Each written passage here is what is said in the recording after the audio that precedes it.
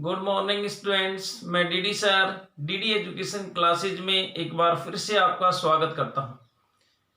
बच्चों, हम पढ़ चुके थे परावर्तन के बारे में और परावर्तन से संबंधित जो घटनाक्रम हमको दर्पणों में दिखाई देते थे, दर्पणों से संबंधित हम पढ़ चुके हैं टॉपिक। अब नेक्स्ट टॉपिक हमारा चलेगा आज अपवर्तन के बारे में। अपवर्तन किसे कहते हैं, अपवर्तन क्यों होता है, सघन माध्यम क्या होता है, विरल माध्यम क्या होता है और कहां कहां पर अपवर्तन का घटनाक्रम को देखने को मिलता है, इन सब के बारे में चर्चा हम अपवर्तन के अंतर्गत करेंगे। तो सबसे पहले हम पढ़ते हैं अपवर्तन किसे कहते हैं। हमारा टॉपिक है अपवर्तन। अपवर्तन किसे कहते हैं, अपवर्तन किसे कहते हैं। देखो, अपवर्तन के घटनाक्रम को समझने के लिए पहले हम एक डायग्राम बनाते हैं कांच की स्लैब का। क्या डायग्राम बनाते हैं हम? कांच की स्लैब का एक डायग्राम बनाते हैं और इस कांच की स्लैब के डायग्राम से अपवर्तन का संपूर्ण घटनाक्रम हमारे समझ में आएगा। ये कांच की स्लैब है, ये कोई प्रकाश की किरण इस पर तिरछी आपतित हो रही है, इस प्रकार से ये झुक रही है और इस प्रकार से ये दूर हट रही है। एक डायग्राम बना रहे हैं हम, इस डायग्राम के बारे में अभी समझाता हूं आपको।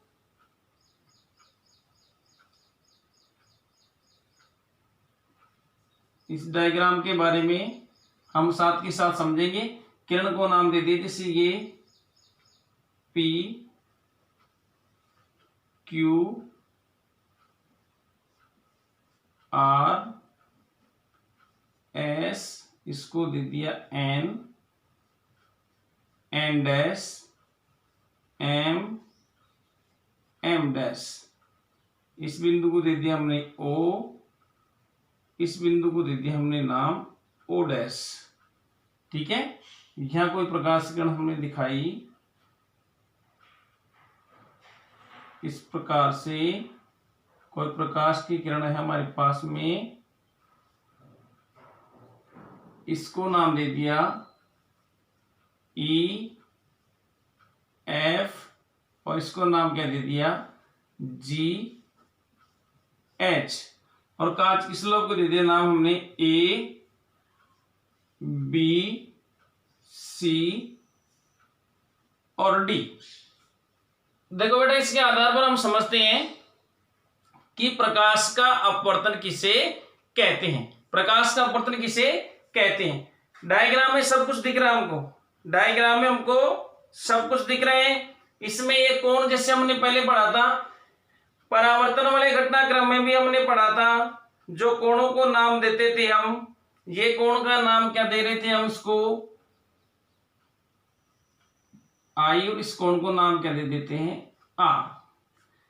देखो बेटा, ये क्या देख रहे हैं हम, ये कोई कांच की स्लैब है, ये क्या है, कोई कांच की स्लैब। अच्छे से समझना है, बहुत सिंपल टॉपिक है, बहुत ही सिंपल टॉपिक है, अच्छे से समझ में आएगा और अच्छे अच्छे क्वेश्चन कंपटीशन में भी पूछे जाते हैं इसमें से। देखो, ये कोई कांच की स्लैब है। अब यहाँ पहले बात कर लेते हैं माध्यमों की, कि ये जो घटनाक्रम है अपवर्तन घटनाक्रम है, वो पारदर्शी माध्यमों पर देखने को मिलता है। किस प्रकार के माध्यम में देखने को मिलता है? पारदर्शी माध्यम में देखने को मिलता है। ये कोई प्रकाश की किरण है, ये एक कांच की स्लैब है ABCD। ABCD क्या है? कांच की स्लैब है, कांच की स्लैब यानी कि कांच की एक पट्टी का है, कांच की एक बट्टी नुमा संरचना है। ठीक है, इस प्रकार से PQ कोई प्रकाश की किरण है, वो तिरछी दिशा से इस पर आपतित हो रही कांच की स्लैब पर। एक PQ प्रकाश की किरण, ये प्रकाश की किरण किसी प्रकाश स्रोत से आ रही है।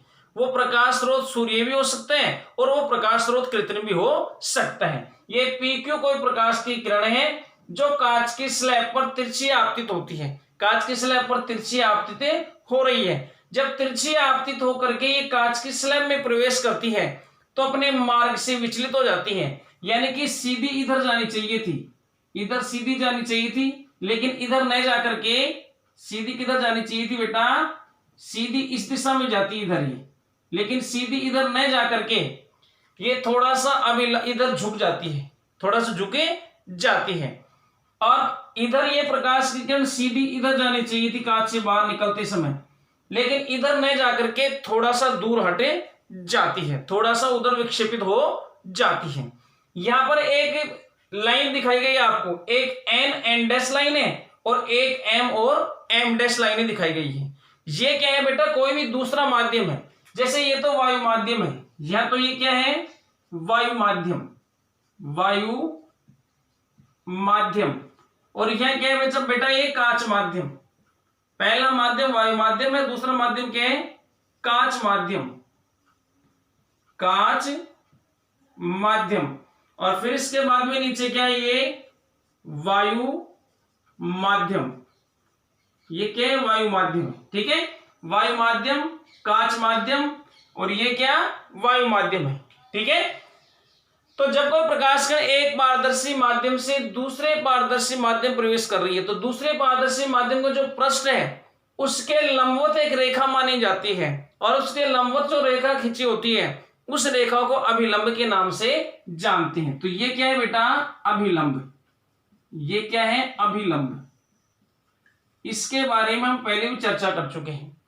ये अभिलंब एन डैश है और ये दूसरा अभिलंब क्या है एम डैश है, ठीक है।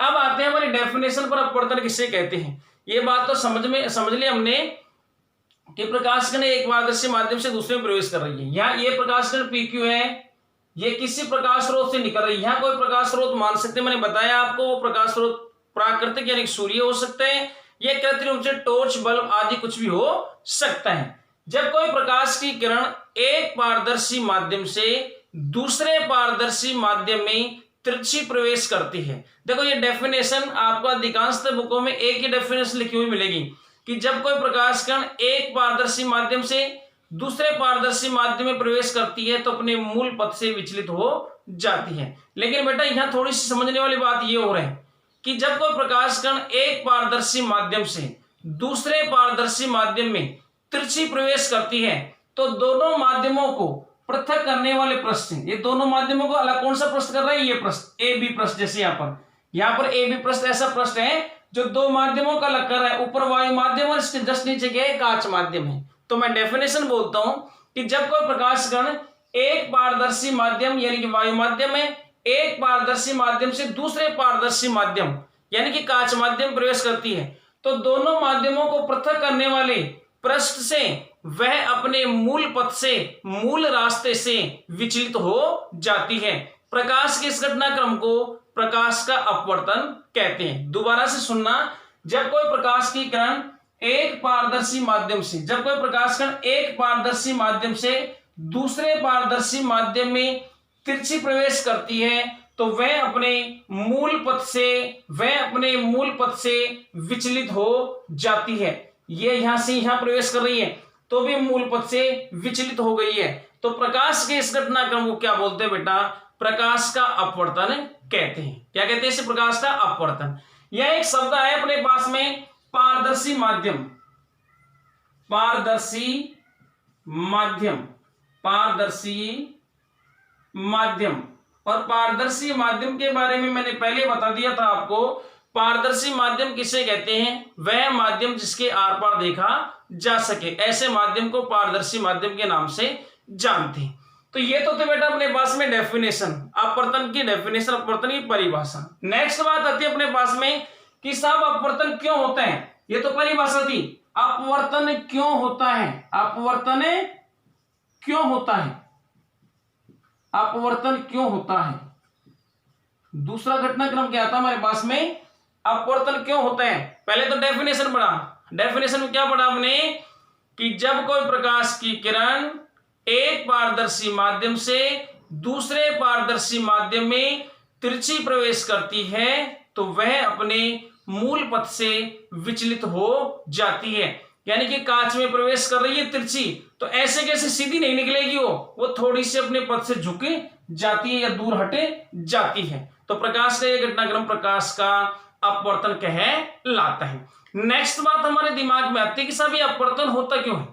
यानी कि जब कोई प्रकाश कण वायु माध्यम से जैसे कांच माध्यम प्रवेश कर रही है तो अपने मूल पथ से विचलित हो गई है, अपने मूल पथ से विचलित हो गई है। तो अपने मूल पथ से विचलित क्यों होती है, दूसरा क्वेश्चन क्या आता है, अपवर्तन तो कहते हैं इस घटनाक्रम को, लेकिन अपवर्तन आखिर होता क्यों है। तो देखो बेटा इसका आंसर होगा कि जब कोई प्रकाश कण एक पारदर्शी माध्यम से दूसरे पारदर्शी माध्यम में प्रवेश करती है तो उसका वेग कम या अधिक हो जाता है, उसका वेग कम या अधिक हो जाता है। प्रकाश की किरण का वेग कम या अधिक हो जाता है। यह जब वेग लिखा है अपन ने, इस वेग की जगह कुछ बुक्स में चाल भी मिल सकती है आपको, कुछ बुक्स में क्या लिखा हुआ मिल सकता है, चाल में लिखा हुआ मिल सकता है, तो कंफ्यूज होने की कोई आवश्यकता नहीं। हालांकि दोनों चीजें अलग अलग हैं, हालांकि दोनों चीजें अलग अलग हैं, कुछ बुक्स वेग के आधार पर समझा रही, कुछ बुक्स चाल के आधार पर समझा रही। तो बेटा अपवर्तन क्यों होते हैं, अपवर्तन किस कारण हुआ कि जब कोई प्रकाश किरण एक पारदर्शी माध्यम से दूसरे पारदर्शी माध्यम में प्रवेश करती है तो उसका वेग कम या अधिक हो जाता है, और इसी कारण प्रकाश का अपवर्तन होता है। इसी कारण प्रकाश किरण अपने मूल पथ से विचलित हो जाती है, अपने मूल पथ से विचलित हो जाती है प्रकाश की किरण के वेग में परिवर्तन के कारण। अब फिर यहां से क्वेश्चन उठ रहा है, फिर यहां से क्वेश्चन उठ रहा है, एक बार डायग्राम को आप और देख लेंगे अच्छे से, इसके बाद में डायग्राम मिटाते हैं और कुछ और बातें बताते हैं कि जब कोई प्रकाश किरण एक पारदर्शी माध्यम से दूसरे पारदर्शी माध्यम प्रवेश कर रही है, यानी कि वायु माध्यम, जैसे एक एग्जांपल हमने लिया है यहाँ कांच की स्लैब का लिया है, तो प्रकाश किरण वायु माध्यम से कांच माध्यम प्रवेश कर रही है तो अपने मूल पथ से विचलित हो गई है, यानी कि प्रकाश किरण ये इधर जानी चाहिए थी, इधर न जाकर के अभिलंब की ओर झुक गई, अभिलंब की ओर झुक गई। ये प्रकाश किरण जब कांच से वायु में प्रवेश कर रही है, कांच से वायु में प्रवेश कर रही है तो सीधी इधर आनी चाहिए थी, लेकिन ये अभिलंब से दूर हट गई, यानी कि इस रास्ते से आनी चाहिए थी, इस रास्ते से आनी चाहिए थी सीधी, लेकिन सीधी ना करके ये अभिलंब से दूर हटे जाती है, यानी कि ये भी अपने मूल पथ से विचलित हो जाती है, अपने मूल रास्ते जिससे आ रही थी वैसे की वैसे सीधी ना करके अभिलंब से दूर हटे जाती है। ठीक है बेटा, लेकिन यहां एक बात और ध्यान रखने वाली है, जो प्रकाश की किरण यदि किसी पारदर्शी पृष्ठ पर, जब कोई प्रकाश किरण यदि किसी पारदर्शी पृष्ठ पर अभिलंबवत आपतित होती है, अभिलंबवत आपतित होती है कि जिधर अभिलंब है पृष्ठ के 90 डिग्री पर जैसे अभिलंब है, अभिलंब की दिशा से आ गई, साथ तिरछी नहीं आई, प्रकाश किरण बिल्कुल सीधी आ गई इस प्रकार से, तो बेटा उस प्रकाश की किरण की विशेषता होगी कि वह बिना विचलन के सीधी निकल जाती है, बिना विचलन के सीधी निकल जाती है, यानी कि तिरछी आएगी वो तो मूल पथ से विचलित होती है, लेकिन यदि कोई प्रकाश किरण अभिलंबवत किसी पारदर्शी पृष्ठ पर आपतित होती है तो वह बिना विचलन के सीधी निकल जाती है। इसके बारे में भी अभी चर्चा करेंगे। देखो बेटा एक बात पढ़ रहे हैं हम यहाँ, हमने एक बात यहाँ पर पढ़ी है, एक तो प्रकाश के अपवर्तन की परिभाषा पढ़ी, प्रकाश का अपवर्तन क्यों होता है मैंने बताया आपको कि जब कोई प्रकाश किरण एक पारदर्शी माध्यम से दूसरे पारदर्शी माध्यम में प्रवेश करती है तो उसका वेग कम या अधिक हो जाता है, और इसी कारण क्या होता है प्रकाश का अपवर्तन होता है। तो एक बात आई हमारे पास में कि प्रकाश की किरण का वेग कम या अधिक हो जाता है, कम या अधिक हो जाता है।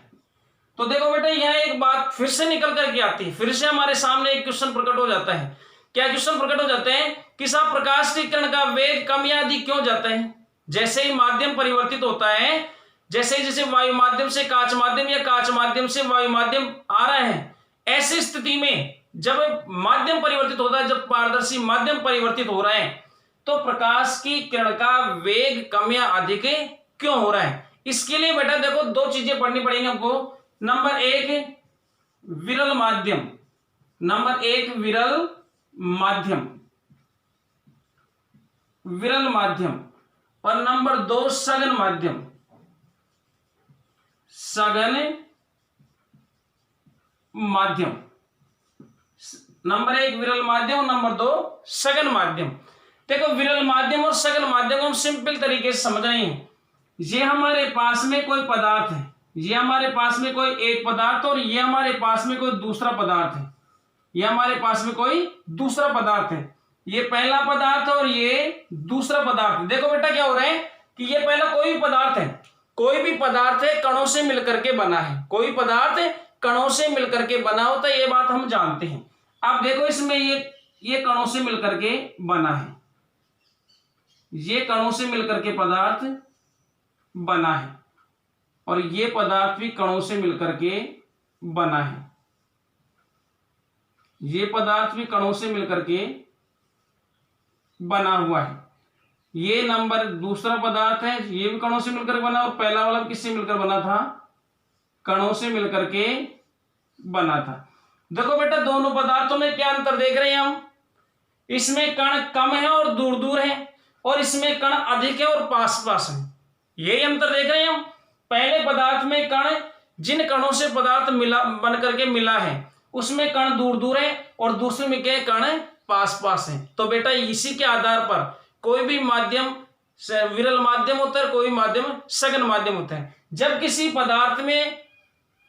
पदार्थ में कण दूसरे माध्यम की तुलना में दूर दूर होते हैं, जब किसी पदार्थ के कण दूसरे माध्यम की तुलना में दूर दूर होते हैं, तो ऐसा माध्यम विरल माध्यम कहलाता है। ऐसा माध्यम क्या कहलाता है बेटा? विरल माध्यम कहलाता है। और जब किसी माध्यम में या जब किसी पदार्थ में कण दूसरे माध्यम की तुलना में पास पास होते हैं, तो माध्यम क्या कहलाता है बेटा? सघन माध्यम कहलाता है। देखो ये विरल माध्यम है, इसमें से प्रकाश की किरण जब गुजरेगी, यही नहीं कोई भी विरल माध्यम है जिसमें कण दूर दूर है, उसमें जब प्रकाश की किरण उसके आर पार गुजरती है, तो प्रकाश की किरण को कम कणों से टकराना पड़ता है। प्रकाश की किरण कम कणों से टकराती है, और जब किसी सघन माध्यम में से गुजरती है, तो प्रकाश की किरण अधिक कणों से टकराती है। तो देखो बेटा, यह एक बात और भी समझ में आ गई हमारी। जब प्रकाश की किरण कम कणों से टकराएगी, तो ऐसी स्थिति में उसका वेग बढ़ जाएगा, और जब प्रकाश की किरण अधिक कण वाले माध्यम से टकराएगी, अधिक कण वाले माध्यम में से गुजर करके जाएगी, तो वो अधिकतम कणों से टकराएगी, और जब अधिकतम कणों से टकराएगी तो उसका वेग क्या हो जाएगा? कम हो जाएगा। उसका वेग क्या हो जाएगा? कम हो जाएगा। मैं फिर से रिपीट कर रहा हूं, एक बार अच्छे से सुनना। बहुत सिंपल बातें हैं, बहुत सिंपल बातें, बहुत समझने वाली बातें हैं। मैं दोबारा से रिपीट कर रहा हूं। देखो, ये एक माध्यम नंबर 1 है, ये माध्यम नंबर 2 है हमारे पास में। ये माध्यम या पदार्थ जो है, उस माध्यम या पदार्थ जिन कणों से मिलकर के बना है, उसमें कण दूर दूर है। उसमें कण क्या है? दूर दूर है। दूसरे में कण क्या है? पास पास है। ठीक है। तो जब किसी माध्यम में या जब किसी पदार्थ में कण दूसरे माध्यम की तुलना में दूर दूर होते हैं, तो ऐसा माध्यम उस माध्यम की तुलना में, उस दूसरे माध्यम की तुलना में क्या कहलाता है? विरल माध्यम कहलाता है। और जब किसी माध्यम में उपस्थित कण दूसरे माध्यम की तुलना में पास पास होते हैं, तो ऐसा माध्यम या पदार्थ क्या कहलाता है? सघन माध्यम कहलाता है। क्या कहलाता है बेटा? सघन माध्यम कहलाता है। और इसी से वेग की बात का स्पष्टीकरण हो गया है। वेग की बात स्पष्ट हो गई है, समझ में आ गई है। ये बात समझ में आ गई कि जब इसमें से प्रकाश की किरण गुजरेगी, तो विरल माध्यम में से जब प्रकाश की किरण गुजरेगी, तो उसके पदार्थ के कणों से टकराने की संभावना कम से कम रहेगी, कम से कम कणों से टकराएगी, इसलिए उसका वेग अधिक रहेगा। और जब सघन माध्यम से गुजरेगी प्रकाश किरण, तो अधिकतम कणों से टकराने की संभावना रहेगी, और अधिकतम कणों से टकराने की संभावना रहेगी, तो बेटा क्या हो जाएगा? वेग कम हो जाएगा। वेग क्या हो जाएगा? कम हो जाएगा। अब देखो नेक्स्ट टॉपिक पर आते हैं। ये तो डेफिनेशन होगी विरल माध्यम और सघन माध्यम की, और वेग क्यों कम हो रहा है और वेग अधिक क्यों हो रहा है, ये बातें तो इन डायग्रामों से हमारे समझ में आ गई। इसके बाद में नेक्स्ट पॉइंट पर आते हैं, हमारे समझने वाली बात। नेक्स्ट बिंदु पर आते हैं और सरल तरीके से हम कुछ बातों को समझने की कोशिश करते हैं। तो देखो बेटा, हमने जो भी कांच की स्लैब बनाई थी, कांच की स्लैब का डायग्राम जो भी अपन ने बनाया था यहां पर, उसमें एक बात देख रहे थे कि जब कोई प्रकाश की किरण वायु माध्यम में से कांच माध्यम प्रवेश कर रही थी, वायु से कांच में प्रवेश कर रही थी, वायु से किसमें प्रवेश कर रही थी? कांच में प्रवेश कर रही थी, तो प्रकाश की किरण अभिलंब की ओर झुक जाती है, अभिलंब की ओर झुक जाती है, अभिलंब की ओर झुक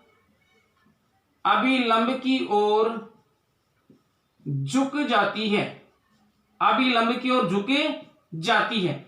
और जब कांच से वायु में प्रवेश करती है, कांच से वायु में प्रवेश करती है, तो अभिलंब से दूर हट जाती है, अभिलंब से दूर हटे जाती है। देखो बेटा, कांच और वायु की बात करें हम, या वायु और कांच की बात करें, तो वायु क्या है यहां पर? वायु क्या है? सरल या विरल माध्यम, सरल या विरल माध्यम है, सरल या विरल माध्यम है, ठीक है। और बात करें कांच की, तो कांच वायु की तुलना में क्या है? सघन माध्यम है। कांच वायु की तुलना में क्या है? सघन माध्यम है। कांच वायु की तुलना में क्या है? सघन माध्यम है। जिन माध्यमों की अपन बात करें उन्हीं की तुलना करेंगे, उन्हीं की तुलना करते हैं। वायु में जो कण होते हैं, पदार्थ के कण होते हैं, वो कांच की तुलना में दूर दूर होते हैं, इसलिए वायु कांच की तुलना में विरल माध्यम या सरल माध्यम है। और कांच में पदार्थ के कण वायु की तुलना में पास पास होते हैं, इसलिए कांच सघन माध्यम है। किसकी तुलना में? वायु की तुलना में। और जब कोई प्रकाश किरण विरल माध्यम में से, जब कोई प्रकाश किरण विरल माध्यम से सघन माध्यम में प्रवेश करती है तो उसका वेग कम हो जाता है। हो गई, हमने सीखी है ये बात। विरल से कम अणुओं वाले, कम कणों वाले माध्यम से ज्यादा कणों वाले माध्यम प्रवेश करेंगे तो वेग क्या हो जाएगा? कम हो जाता है, और वह प्रकाश की किरण अभिलंब की ओर झुके जाती है। और जब कोई, जैसे यह देखा था कि जब कोई प्रकाश किरण वायु से कांच में प्रवेश करती है, यानी कि विरल माध्यम में से सघन माध्यम में प्रवेश कर रही है, तो वह अभिलंब की ओर झुके जाती है। और जब कोई प्रकाश किरण कांच से वायु में, नीचे देखा था अपन डायग्राम में, कांच से वायु में प्रवेश करती है तो उसका वेग बढ़े जाता है, और ऐसी स्थिति में प्रकाश की किरण अभिलंब से दूर हटे जाती है। प्रकाश किरण क्या होता है बेटा? अभिलंब से दूर हट जाती है। इसका मतलब है वायु कांच की तुलना में विरल माध्यम है, कांच वायु की तुलना में सघन माध्यम है। देखो सघन विरल माध्यमों की ओर देखते हैं अपन, सघन विरल माध्यमों की ओर देखते हैं कि जैसे अपने पास में वायु है, अपने पास में पानी है, हमारे पास में कांच है। क्या क्या है बेटा? हमारे पास में तो क्या है? वायु है, वायु है, पानी है और कांच है। इनमें देखें सबसे विरल क्या है? सबसे विरल क्या है? वायु में कण बहुत दूर दूर होते हैं, पानी में वायु की तुलना में पास पास होते हैं, और कांच में इन दोनों की तुलना में और अधिक पास पास होते हैं। तो इनमें देखें तो सबसे विरल माध्यम कौन सा? वायु, उससे सघन पानी, और सबसे सघन कांच, सबसे सघन कांच। यानी कि वायु पानी और कांच की तुलना में सबसे विरल माध्यम है, और कांच वायु व पानी दोनों की तुलना में सघन माध्यम है। दोनों तुलना में क्या है? सघन माध्यम है। एक बात और आई थी बेटा, यहां एक बात हमने और देखी थी। मैंने बताया था आपको कि जब कोई प्रकाश कण तिरछी प्रवेश करती है, जब कोई प्रकाश कण तिरछी प्रवेश करती है तो वह अभिलंब के पास में हो जाती है, अभिलंब से दूर हटे जाती है। लेकिन जब कोई प्रकाश कण अभिलंबवत आपतित हो रही है, जब कोई प्रकाश कण किसी कांच की स्लैब में, मैंने बताया था आपको, अभिलंबवत आपतित हो रही है इस प्रकार से, तो वह बिना मुड़े सीधी निकल जाती है, तो वह बिना मुड़े सीधी निकल जाती है। ऐसा माना जाता है कि पदार्थ में जो पदार्थ के कण हैं वो एक सममित स्थिति व्यवस्थित होते हैं, एक समान रूप से एडजस्टमेंट होते हैं, समान रूप से व्यवस्थित होते हैं, और उनका जो बीच में स्पेस है, उस स्पेस में जब अभिलंबवत कोई प्रकाश कण आपतित होती है तो उसके बीच के स्पेस से सीधी निकल जाती है। जैसे पदार्थ के कण माना इस प्रकार से व्यवस्थित है, इस प्रकार से व्यवस्थित है, तो वो इनके मध्य में से सीधी गुजर जाती है, अभिलंबवत आपतित होती है तो मुड़ती नहीं है, प्रकाश कण सीधी निकल जाती है। इसके बाद में देखेंगे बेटा, ये तो थे अपने पास में, अपन ने दो तीन बातें पढ़ी। पहली बात पढ़ी हमने प्रकाश का अपवर्तन किससे कहते हैं, दूसरी बात पढ़ी हमने प्रकाश का अपवर्तन क्यों होता है, तीसरी बात पढ़ी सरल माध्यम या विरल माध्यम क्या होते हैं, सघन माध्यम क्या होते हैं। इसके बाद में हमने ये पढ़ा कि वेग क्यों बढ़ता है और वेग प्रकाशकण का वेग क्यों घटता है, कब अभिलंब की और प्रकाशकण झुकेगी और कब अभिलंब से दूर हटेगी। यानी कि जब प्रकाशकण विरल से सघन में प्रवेश करती है माध्यम में तो अभिलंब की ओर झुक जाती है, और जब सघन से विरल माध्यम में प्रवेश करती है तो अभिलंब से दूर हटे जाती है। यह बात ध्यान रखने वाली है, ये जितने भी एग्जाम्पल पढ़ेंगे वह काम आएगी अपने, कि जब कोई प्रकाशकण विरल माध्यम में से सघन माध्यम में प्रवेश करती है तो वह अभिलंब की ओर मुड़ जाती है या अभिलंब की ओर झुक जाती है, और जब कोई प्रकाशकण सघन माध्यम में से विरल माध्यम में प्रवेश करती है तो वह अभिलंब से दूर हटे जाती है। इस बात का ध्यान रखेंगे तो ये बात ये एग्जाम्पलों में एग्जाम्पल जितने भी आएंगे उनमें ये काम देगी। तो देखो बेटा अपवर्तन के कुछ एग्जाम्पल पढ़ते हैं। जैसे पहला एग्जाम्पल, सबसे पहला एग्जाम्पल हम पढ़ते हैं कि विभिन्न कॉम्पिटिशनों में भी आता है कि पानी से भरे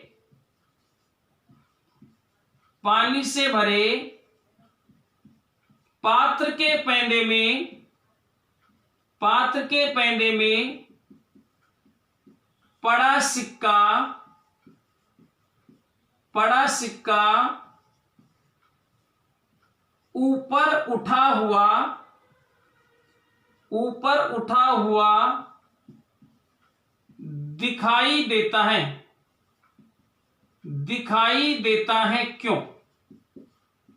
यानी कि यह ये पूछना चाह रहा है कि कोई भी पानी का पात्र भरा हुआ है, ये पानी से भरा हुआ कोई पात्र है, ये पानी से भरा हुआ कोई पात्र है, और इस पानी से भरे हुए पात्र के पेंदे में कोई सिक्का पड़ा हुआ है।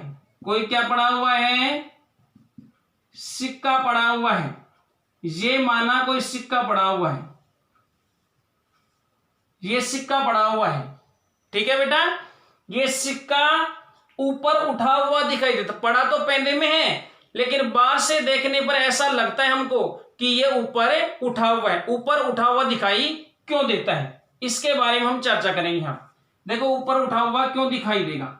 बहुत सिंपल तरीके से, बहुत सरल तरीके से अब हमारे ये बात समझ में आने वाली है, बड़ी आसानी से समझ जाएंगे हम। देखो कोई भी वस्तु हमको कब दिखाई देती है, कोई भी वस्तु हमको जब दिखाई देती है कि उस वस्तु से आने वाली प्रकाश की किरण जब हमारी आंख तक पहुंचती है तो हमको वो वस्तु दिखाई दे जाती है। यानी कि ये जो सिक्का है, बाहर से सूर्य की तो विभिन्न प्रकाश की किरणें इसके ऊपर जाकर गिर रही हैं, लेकिन इससे भी जब परावर्तित किरणें निकलती हैं वो हमारी आंखों तक पहुंचती है तो हमको दिखाई दे जाती है कोई भी वस्तु।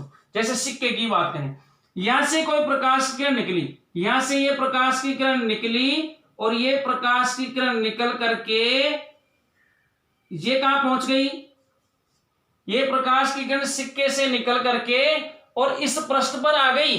यानी कि इस पृष्ठ पर आ गई, उस पृष्ठ पर आ गई जो पृष्ठ दो माध्यमों को अलग कर रहा है, पानी को और वायु को। ऊपर कौन सा माध्यम है? ये वायु माध्यम, वायु माध्यम। और बेटा ये कौन सा माध्यम है नीचे इसमें?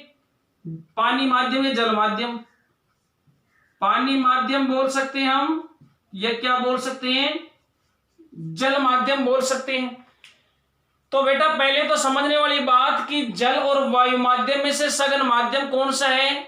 जल माध्यम है। और वायु के विरल माध्यम जल की तुलना में, ठीक है। जब ये प्रकाश कण यहां पहुंचेगी, यहां पहुंचने के बाद में जल में से ये वायु में पहुंचती है, पानी में से वायु में जाएगी, तो माना ये अभिलंब बना दिया हमने। क्या बना दिया? ये अभिलंब। हमने देखा था अभिलंब होते हैं, कोई भी प्रश्न उसके 90 डिग्री पर क्या बना दिया? अभिलंब बना दिया। अब ये प्रकाश की किरण वायु में प्रवेश करेगी तो सघन माध्यम में से विरल माध्यम प्रवेश करेगी तो इसका वेग बढ़ जाएगा, और जब वेग बढ़ जाएगा तो ये अभिलंब से दूर हटे जाएगी। देखो बेटा तो क्या होगा, ये प्रकाश की किरण इधर जानी चाहिए लेकिन इधर सीधी न जाकर के, जैसे हम इधर हैं, ये इस प्रकार से हमारी आंख तक जाकर के पहुंच गई। आई बात समझ में? ये प्रकाश किरण सीधी जानी चाहिए थी, सीधी नहीं गई। क्यों नहीं गई? कि जब कोई प्रकाश किरण सघन माध्यम में से विरल माध्यम में प्रवेश करती है तो वह अभिलंब से दूर हटे जाती है और अभिलंब से दूर हटकर हमारी आंख तक पहुंचती है। यहां की स्थिति की बात करें तो यानी कि ये इसको दे दिया P दे दिया, इसको दे दिया हमने Q, यह नाम दे दिया Q, ठीक है, और ये दे दिया R और ये दे दिया S, ये दे दिया S।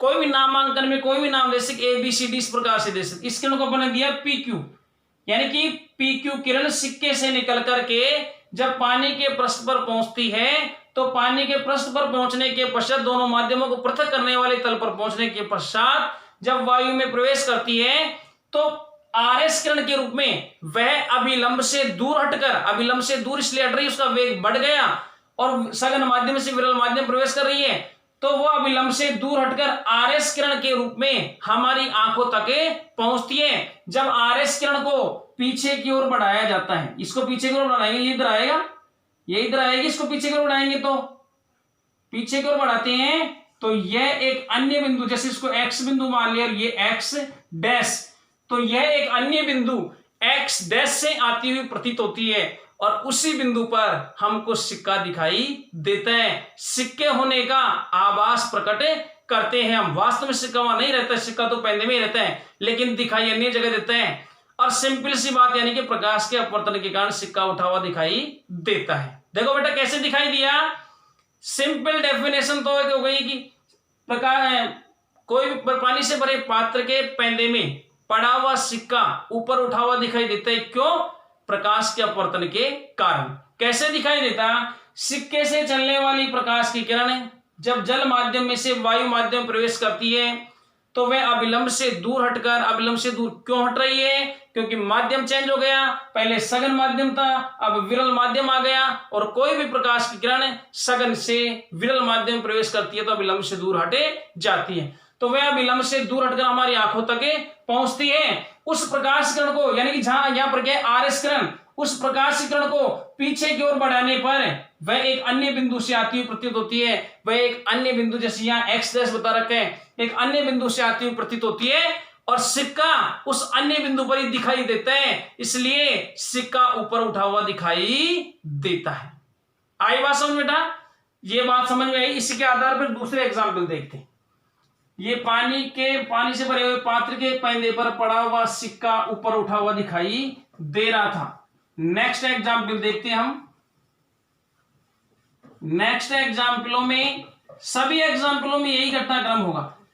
जैसे हम बात करेंगे कि छड़ पड़ी हुई है, कोई तिरछी रखी हुई है, पानी से भरे हुए पात्र में कोई तिरछी छड़ रखी हुई है, वो भी मुड़ी हुई दिखाई देती है। क्यों? तो बेटा वो भी प्रकाश के अपवर्तन के कारण ही मुड़ी हुई दिखाई देती है। कुछ एग्जाम्पल जैसे लिखता हूं मैं, अभी तो देखा अपन ने सिक्का पड़ा हुआ दिखाई देता है। नेक्स्ट एग्जाम्पल जैसे कुएं, कुआं, तालाब,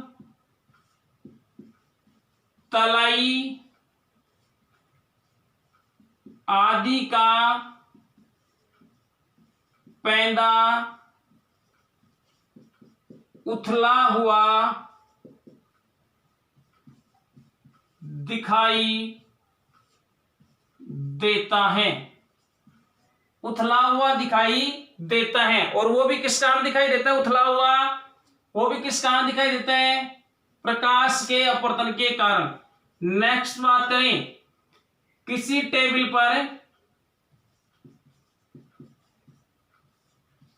पर कांच की स्लैब के नीचे रखे अखबार के अक्षरों का उभरा हुआ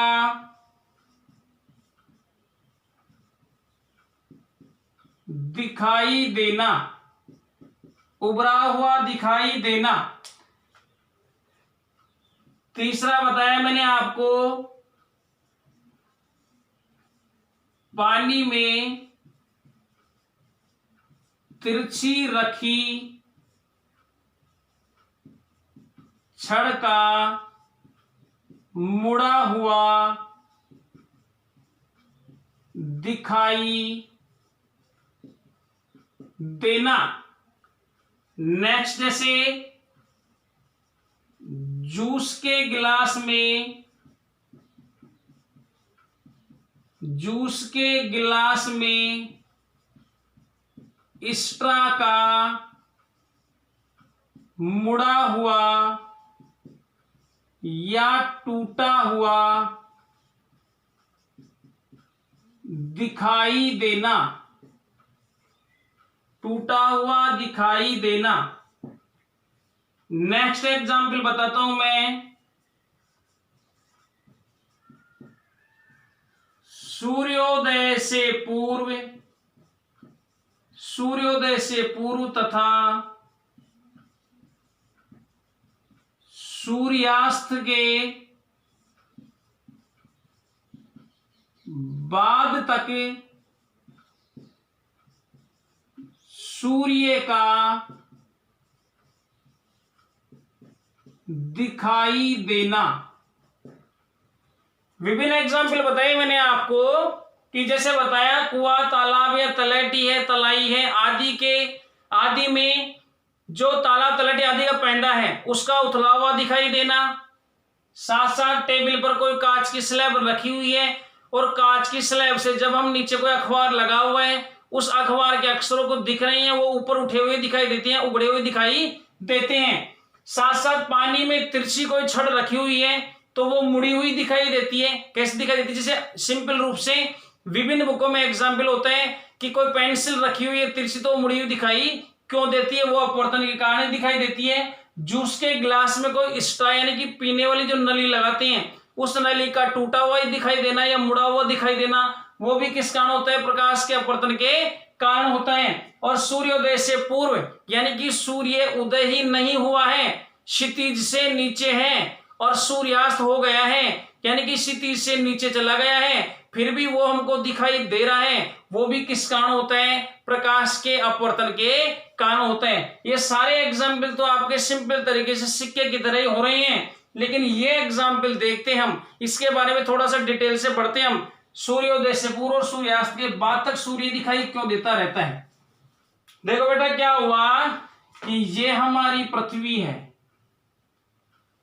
ये हमारी पृथ्वी है और ये इसका वायुमंडल है। चारों तरफ क्या है? इसके वायुमंडल है। पहले तो हम सिंपल सी बात ये समझते हैं, पहले तो बहुत ही सिंपल तरीके से एक बात समझने की कोशिश कर रहे हैं हम। क्या बात समझने की कोशिश कर रहे हैं कि देखो पृथ्वी की सतह से जैसे जैसे हम ऊपर की ओर चलते जाते हैं, वायु की परतों की सघनता कम होती जाती है। यानी कि सबसे सघन वायु, यानी कि वायु में कण अधिकतम पास पास कहां स्थित होते हैं? हमारी पृथ्वी के आसपास स्थित होते हैं। जैसे ही हम वायुमंडल में बाहर की ओर जा रहे हैं, वायुमंडल में जैसे यहां की बात करें तो ऊपर की ओर जा रहे हैं, तो ऐसी स्थिति में जैसे जैसे वायुमंडल में बाहर की ओर चलते जाते हैं, वायु के कण दूर दूर होते जाते हैं, यानी कि वायु की परतों की सघनता लगातार कम होती जाती है। या उल्टी बात करें, हम इस बात को उल्टा बोलें कि बाहर से अंदर की ओर जैसे हम आ रहे हैं, बाहर से वायुमंडल में प्रवेश करके अंदर की ओर आ रहे हैं, तो बाहर से अंदर की ओर आएंगे तो वायु की परतों की सघनता बढ़ती जाती है, वायु की परतों की सघनता बढ़ती जाती है। जैसे बात करें हम यहां पर कि ये माना क्षितिज है, ये माना क्षितिज है, ये क्षितिज है, ये क्या है? क्षितिज है। और जब हमारा सूर्य क्षितिज से नीचे है साहब, सूर्य क्षितिज से नीचे है, यहां क्षितिज से नीचे है, ये क्या हो गया? क्षितिज। ये क्या हो गया बेटा? क्षितिज। और सूर्य क्षितिज से नीचे है, यानी कि जिस सरफेस के साथ में हम विराजमान हैं उस सरफेस से नीचे स्थित है, तो वो हमको दिखाई नहीं देना चाहिए। लेकिन जब सूर्य क्षितिज से नीचे है, ऐसी स्थिति में क्या होगा कि ये प्रकाश की किरणें यहां से निकली और ये प्रकाश की किरणें निकल करके ये वायुमंडल में प्रवेश कर गई, ये वायुमंडल में प्रवेश कर गई। अब जब ये प्रकाश किरण वायुमंडल में प्रवेश कर गई और आगे बढ़ेंगी तो क्या होगा, वायुमंडल की परतों की सघनता बढ़ती जाती है, और जब वायुमंडल की परतों की सघनता बढ़ती जाएगी तो प्रकाश की किरणें क्या होगा भाई, अभिलंब की ओर झुकेंगी, अभिलंब की ओर झुकेंगी। तो ये प्रकाश की किरण प्रवेश करके जब अंदर प्रवेश करती है तो झुकती जाती है, और झुक करके यहाँ कोई व्यक्ति है उस तक पहुंच जाती है, यहां तक पहुंच जाती है। प्रकाश किरण वायुमंडल में प्रवेश करेगी, जब बाहर से अंदर की ओर प्रवेश कर रही है वायुमंडल में तो वायु की परतों की सघनता बढ़ती जाने के कारण वह अभिलंब की ओर झुकती जाती है और हमारी आंखों तक पहुंचती है। जब इस किरण को हम पीछे की ओर बढ़ाएंगे, जब इस किरण को पीछे की ओर बढ़ाएंगे तो ये पीछे की ओर कहां से आती हुई दिखेगी, यहां से आती हुई दिखाई देती है। यानी कि वास्तव में सूर्य तो क्षितिज से नीचे है, लेकिन उससे आने वाली प्रकाश किरण वायुमंडल में प्रवेश करके और झुक करके जब हमारी आंखों तक पहुंच रही है तो उस प्रकाश किरण को हम देखेंगे तो सूर्य अपनी वास्तविक स्थिति में दिखाई न दे करके आभासी स्थिति में हमको यहां दिखाई देगा, और इस आभासी स्थिति में दिखाई देगा तो सूर्य उदय होने से 2 मिनट पहले ही, कितनी देर पहले ही, 2 मिनट पहले ही, 2 मिनट पहले ही हमको दिखाई दे जाएगा और सूर्य उदय दिखाई देगा। यानी कि सूर्य उदय होने से पूर्व हमको दिखाई दे जाएगा। ये किस कारण हुआ, प्रकाश के अपवर्तन के कारण। और यही बात सूर्यास्त के समय रहेगी, यही बात क्या रहेगी, सूर्यास्त के समय कि साहब सूर्य अस्त हो चुका, सूर्य अस्त हो गया और सूर्यास्त के बाद में सूर्य क्षितिज से नीचे चला गया, दिखना नहीं चाहिए वास्तव में, तो वास्तव में दिखना नहीं चाहिए, लेकिन फिर भी क्या होगा, क्षितिज के नीचे से भी इससे प्रकाश की किरण आई और ये प्रकाश की किरण आकर के वायुमंडल में प्रवेश कर गई, और वायुमंडल में प्रवेश करने के बाद में वही घटनाक्रम चालू हो गया कि वायु की परतों की सघनता बढ़ती जाएगी और यह विलंब की ओर झुक करके हमारी आंखों तक पहुंच जाएगी। ठीक है, ये प्रकाश किरण विलंब की ओर झुकती जाएगी और झुक करके हमारी आंखों तक पहुंच जाएगी, और जब झुक करके हमारी आंखों तक पहुंच जाएगी तो हमको सूर्य इस किरण को बढ़ाएंगे हम, तो ये सूर्य हमको यहां दिखाई देगा। यानी कि सूर्य अस्त होने के बाद भी हमको दिखाई देगा। कितनी देर तक दिखाई देगा, 2 मिनट तक। कितनी देर तक दिखाई देगा, 2 मिनट तक है। तो ये भी इंपॉर्टेंट बात है बेटा कंपटीशन के हिसाब से। क्या इंपॉर्टेंट बात है कि प्रकाश के अपवर्तन के कारण दिन की लंबाई में कितने मिनट का इजाफा होता है।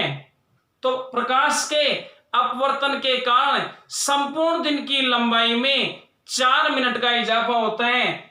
2 + 2 कितना हो गया, 4 मिनट का इजाफा होता है। 2 मिनट पहले सूर्य उदय होने से पहले ही दिखाई दे जाता है और 2 मिनट बाद तक, सूर्यास्त के बाद तक सूर्य हमको दिखाई देता है। तो ये था बेटा सूर्योदय और सूर्यास्त का घटनाक्रम, जिसमें पूछता है प्रश्न, बहुत ही इंपॉर्टेंट क्वेश्चन आता है कि सूर्य वास्तविक सूर्योदय से पूर्व तथा वास्तविक सूर्यास्त के बाद तक दिखाई देते हैं, क्यों दिखाई देते हैं उसको विस्तार पूर्वक से अपन ने समझा। अपवर्तन के कारण ऐसा होता है जिसका विस्तार अपन ने यहाँ पर समझा। तो ये कुछ अपवर्तन और अपवर्तन के क्या पढ़े, आज हमने एग्जाम्पल पढ़े। मैं समझता हूं आपके बात समझ में आएगी। कंपटीशन के अतिरिक्त जो 10th वाले स्टूडेंट मेरे स्टूडेंट हैं उनके पास में इस चैप्टर की पीडीएफ पहुंच चुकी है। मैं समझता हूं जैसा मैं समझा रहा हूं पीडीएफ में आपको वैसा लिखा हुआ भी मिलेगा, विद डायग्राम लिखा हुआ है। आप एक बार उसको पढ़ेंगे तो आपको बहुत अच्छे से समझ में आएगा। नेक्स्ट क्लास में पढ़ेंगे अपन नेक्स्ट टॉपिक।